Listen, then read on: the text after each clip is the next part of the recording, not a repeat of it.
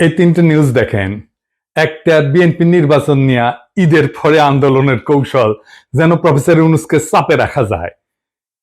ইন্ডিয়ার বক্তব্যে বাংলাদেশে অন্তর্ভুক্তিমূলক নির্বাচনের মধ্যে দিয়া সব বিষয়ের নিষ্পত্তি চায় ভারত, যেন বাংলাদেশ ভারতের একটা প্রদেশ। আর ওয়াকারের ডিসেম্বরের মধ্যে নির্বাচন হওয়া উচিত। মিল দেখতে পান? হ্যাঁ, মিল হচ্ছে এদের মধ্যে একটা কমন জিনিস, ডিসেম্বরের মধ্যেই নির্বাচন। আমি বলছি ওয়াকার, বিএনপি, আওয়ামী লীগ আর ইন্ডিয়া এই চারটা মিলে একটা ঐক্য হয়েছে। এই ঐক্যের লক্ষ্য হচ্ছে প্রফেসর ইউনূসকে তাড়ানো, ভাগানো তাড়াতাড়ি। এতে চার পক্ষেরই লাভ। রাষ্ট্রটায় কোনো সংস্কার হবে না, যা আগে ছিল তাই থাকবে, ঘুরে মাগুর স্যাং। আর্মির জেনারেলরা যে আকাম করছে, গুম খুনে যুক্ত ছিল, সেটার বিচার হবে না। জুলাই আগস্ট বিপ্লবে ওয়াকারের আর্মি গুলি করে মানুষ মারিছে। গতকালই নেত্র নিউজে একটা রিপোর্ট আসছে, 5ই আগস্ট সকালে আর্মি টার্গেট কইরা মাথায় গুলি কইরা মানুষ মারছে, টার্গেট কইরা, বিনা উস্কানিতে। এই যে এটা দেখে নিয়েন, খুব ভালো রিপোর্ট করছে এটা। এগুলার বিচার যেন না হয়, এইটা ওয়াকার চায়। যারা গুম খুনে যুক্ত ছিল তাদের যেন বিচার না হয়, বিডিআর হত্যাকাণ্ডের যেন বিচার না হয়। শুনেন তার মুখেই। এই বর্বরতা কোনো সেনা সদস্য করেনি, সম্পূর্ণটাই তদানীন্তন বিজিবি সদস্য দ্বারা সংঘটিত। Full stop.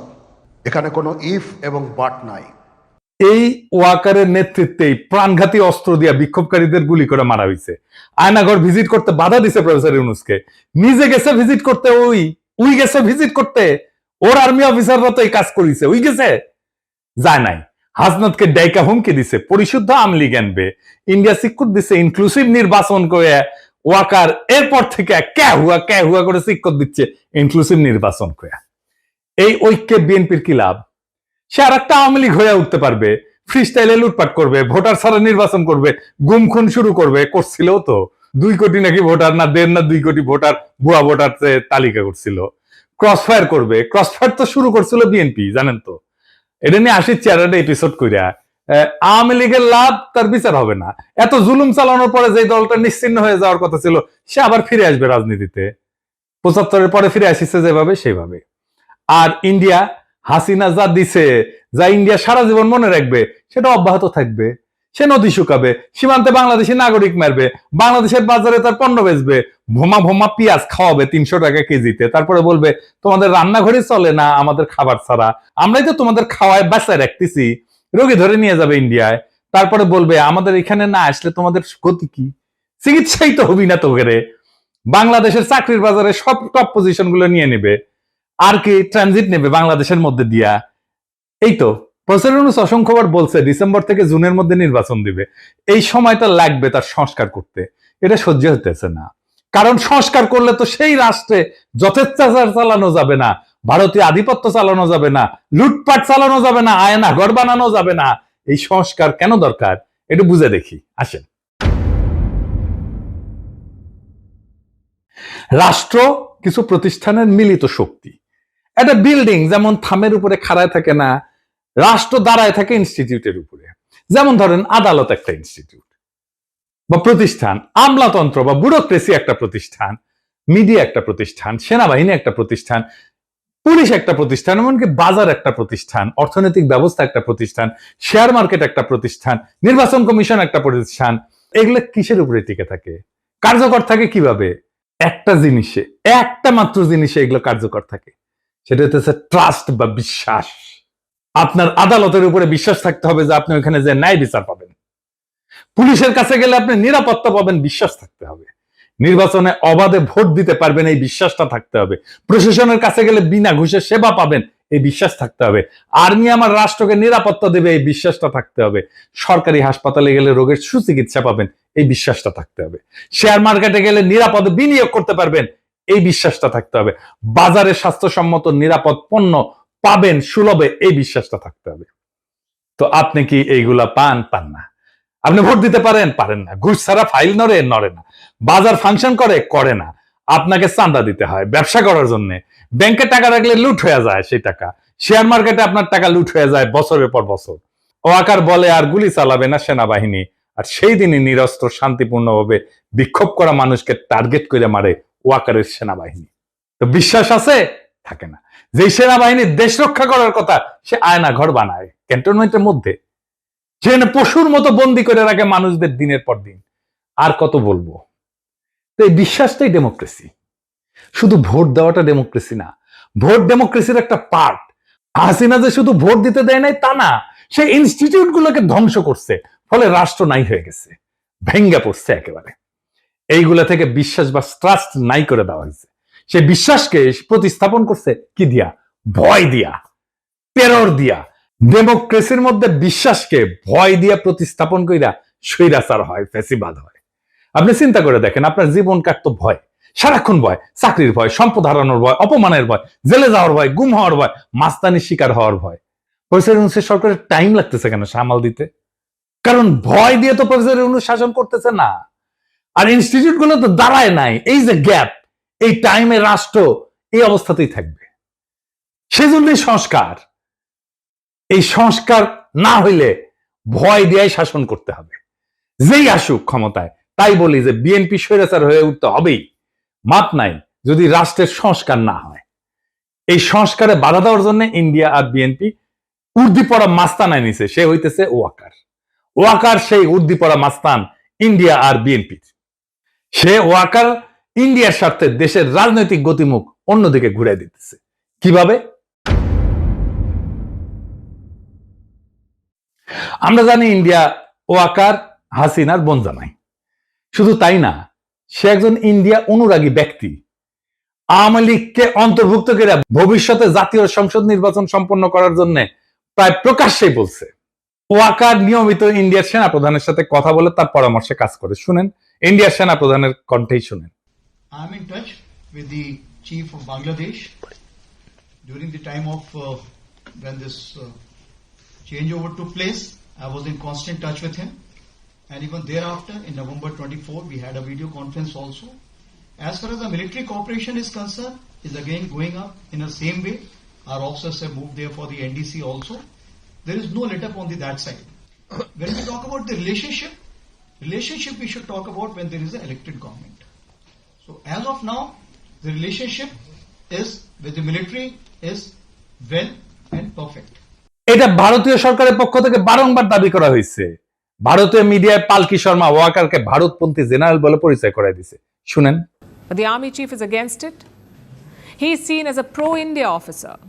ফ্যাসিস্ট হাসিনার পক্ষ অবলম্বন করে সে এই অপরাজনীতি করেই চলতেছে। এর বিপরীতে অন্তর্বর্তীকালীন সরকারের প্রধান উপদেষ্টা ডক্টর মোহাম্মদ ইউনূস কোনো রাজনীতি বুঝেন না বা করেনও না, অথবা করতে পারেন না। কিন্তু বিএনপির বিপরীতে ব্যাপকভাবে তার জনপ্রিয়তা বাড়তেছে। এর কারণ কি? তিনটা কারণ, প্রধান কারণ। প্রথমত, তার সরকার দুর্নীতিমুক্ত। তিনি খুনি হাসিনার আমলে যেভাবে বাংলাদেশকে লুটপাট করে দেউলিয়া করে ফেলা হয়েছে তা শক্ত হাতে বিচার করতে চান। দ্বিতীয়ত, দেশবাসীর সকল মৌলিক মানবিক এবং রাজনৈতিক অধিকার ছিনায় নেওয়ার অপরাধে তিনি ফ্যাসিস্ট হাসিনার আওয়ামী লীগে শক্ত হাতে শাস্তি দিতে চান। 3 নাম্বার, বাংলাদেশ স্বাধীন হওয়ার পরে গত 53 বছর ধরে এদেশের ভাগ্য নিয়ে ইন্ডিয়া যেভাবে সিনেমিনি খেলছে এবং দীর্ঘ 15 বছর ফ্যাসিবাদী দুঃশাসনকে সমর্থন দিয়ে তারা বাংলাদেশকে যেভাবে ভুগাইছে, তাতে তিনি ক্ষুব্ধ এবং ক্রুদ্ধ। দেশবাসীকে বোকা ভাবার কোনো কারণ নাই। মানুষ বোঝে কেন আজ অধ্যাপক মোহাম্মদ ইউনূসকে সমর্থন করতে হবে। অভিন্ন কারণে সশস্ত্র বাহিনীর 95% সদস্য বুঝে এই অন্তর্বর্তীকালীন সরকারের প্রধান উপদেষ্টার পেছনে কেন একজোট হয়ে দাঁড়াইতে হবে। কারণ এটা বাংলাদেশের স্বাধীন অস্তিত্ব এবং সার্বভৌমত্বের প্রশ্ন। স্বাধীন সত্তা নিয়ে ইন্ডিয়ার মুখোমুখি দাঁড়ায় আপন দেশের জনগণের স্বার্থে রাষ্ট্র পরিচালনার বিষয়। আর সেই দেশবাসীরা যখন দাঁড়ায় যায়, তখন জেনারেল ওয়াকার সহ অল্প কিছু কর্মকর্তা ভিন্ন কিছু করার সুযোগ হারায় যায়। গত পরশুদিন বুধবার ঢাকা সেনানিবাসের সেনা প্রাঙ্গণে অফিসার্স অ্যাড্রেসে সেনা প্রধানের দেওয়া বক্তব্য বইলা গণমাধ্যম এবং সামাজিক মাধ্যমে যা প্রচার করা হয়েছে তা বিশ্লেষণ করলে 3টা সত্য উদ্ঘাটিত হয়। কি কি? 1 নাম্বার, ফ্যাসিবাদী দল আওয়ামী লীগের কার্যক্রম নিষিদ্ধ হওয়ায় জেনারেল ওয়াকার সহ তার ঘনিষ্ঠ সহযোগীদের ছোট্ট গ্রুপটা খুবই বিক্ষুব্ধ হয়ে পড়ছে। কোনো কারণ না থাকার পরেও এই ক্ষুদ্র গোষ্ঠীটি বিচারের মুখোমুখি হওয়ার ভয়ে বা চাকরি হারানোর ঝুঁকিতে ক্লান্ত, হতাশ এবং কাতর হয়ে পড়ছে। দ্বিতীয়ত, সেই কারণে তারা অন্তর্বর্তীকালীন সরকারের সংস্কার কার্যক্রম, রোহিঙ্গা প্রত্যাবর্ষণের লক্ষ্যে গৃহীত পদক্ষেপ এবং জুলাই ঘোষণা এবং প্রোক্লেমেশনকে বাধাগ্রস্ত করার উদ্যোগ নিছে। তৃতীয়ত, সরাসরি জাতীয় স্বার্থের বিরুদ্ধে অবস্থান নিয়ে এই গোষ্ঠীটি শত্রুভাবাপন্ন ইন্ডিয়ার স্বার্থকে অগ্রাধিকার দিচ্ছে। প্রতিবেশী এই দেশটার পক্ষ নিয়ে তাদের এজেন্ট হিসেবে বাংলাদেশ বিরোধী কার্যক্রমে লিপ্ত জনধিকৃত ফ্যাসিস্ট দলটিকে সঙ্গে নিয়ে সকল দলের অংশগ্রহণের মধ্য দিয়া অন্তর্ভুক্তিমূলক জাতীয় সংসদ নির্বাচনের তত্ত্ব হাজির কইরা প্রধান উপদেষ্টার উপর চাপ সৃষ্টি করতেছে। জাতীয় স্বার্থ বিরোধী অন্তর্ঘাতমূলক অপকর্মে জড়িত জেনারেল ওয়াকার চক্র ইন্ডিয়ার পাশাপাশি বিএনপিকে তাদের সাথে যুক্ত করতে পারছে। লক্ষ্য করলে দেখবেন, একদিকে ইন্ডিয়া একের পর এক বাংলাদেশের স্বার্থ বিরোধী নানান ব্যবস্থা নিচ্ছে, অন্যদিকে বিএনপি দেশব্যাপী অস্থিতিশীলতা সৃষ্টি করার লক্ষ্যে লাগাতার ভাবে নানা ক্ষতিকর কর্মসূচি দিয়ে যাচ্ছে। সেনাপ্রধান, ইন্ডিয়া এবং বিএনপির মধ্যে আজ যে রাজনৈতিক সমঝোতা গড়ে উঠছে, এইটা তার ইঙ্গিত বা প্রমাণ। শুধু তাই না, দেশবাসী বিস্ময়ের সঙ্গে লক্ষ্য করতেছে মাঝে মধ্যেই জেনারেল ওয়াকার চাকরিজীবী হিসেবে তার সরকারি চাকরির কাজের সীমানা অতিক্রম করে রাজনীতি নিয়ে বিতর্কিত মন্তব্য করে যাচ্ছে। তার পছন্দের নিষিদ্ধ দলটার পক্ষ অবলম্বন করে সশস্ত্র বাহিনীকে অপব্যবহারের চেষ্টা চালাচ্ছেন, যা ফ্যাসিবাদের অন্ধকার যুগে কখনোই তাকে করতে দেখা যায়নি। ফ্যাসিবাদের অন্ধকার যুগে কখনোই সে সরকারের উপরে চাপ সৃষ্টি করে নাই। তিনি তখন খুনি হাসিনাকে সেবা দান এবং ঘাতক, হন্তারক এবং লুটেরাদের ক্ষমতা নিরঙ্কুশ এবং চিরস্থায়ী করার কাজে ব্যস্ত ছিলেন। বিগত মাসগুলোতে ইন্ডিয়ার পত্রপত্রিকায় বাংলাদেশের রাজনৈতিক পরিস্থিতির ব্যাপারে যে সমস্ত বৈরী সংবাদ বিশ্লেষণ প্রকাশিত হয়েছে, এর অনেক কিছুই গত বুধবার সেনাবাহিনী প্রধানের কণ্ঠে উচ্চারিত হয়েছে। এতে বাংলাদেশ রাষ্ট্র, অন্তর্বর্তীকালীন সরকার এবং জুলাই গণ অভ্যুত্থানের প্রতি তার আনুগত্য নিয়ে দেশবাসীর মনে গভীর প্রশ্ন সৃষ্টি হয়েছে। এতে আমরা শঙ্কিত, হতাশ এবং বিক্ষুব্ধ। উদ্ভূত পরিস্থিতিতে আমরা অন্তর্বর্তীকালীন সরকারের প্রধান উপদেষ্টা অধ্যাপক মোহাম্মদ ইউনূসের কাছে দাবি জানাচ্ছি, গত বুধবার সেনা কর্মকর্তাদের উদ্দেশ্যে দেওয়া সেনা প্রধান জেনারেল ওয়াকারুজ্জামানের বক্তব্য অতি সত্বর রেডিও, টেলিভিশন সহ গণমাধ্যমে প্রকাশ করুন। অফিসারদের উদ্দেশ্যে দেওয়া বক্তৃতায় তিনি কি বার্তা দিচ্ছেন এবং কোন প্রশ্নের কি জবাবে কি বলছেন, এর ধারণকৃত বিবরণ, রেকর্ডেড অ্যাকাউন্ট দেশবাসী শুনতে চায়।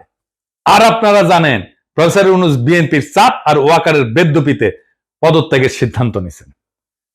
এর দায় ওয়াকার এবং বিএনপির। এখন করণীয় কি? ওয়াকার আর বিএনপিকে আমি একটা থিওরিটিক্যাল অবস্থার কথা বলি।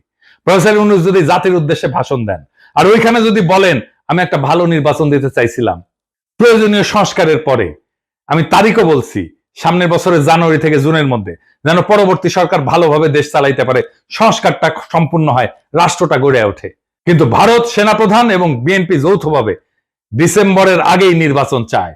আমি যেহেতু এর আগে করতে পারবো না, নির্বাচন দিতে প্রস্তুত হইতে পারবো না, আমি বিএনপি আর সেনাপ্রধানকে আরেকটা তত্ত্বাবধায়ক সরকার গঠন করতে আহ্বান জানাই। আমরা তাদের কাছে ক্ষমতা দিয়া আমাদের কাছে চলে যাব।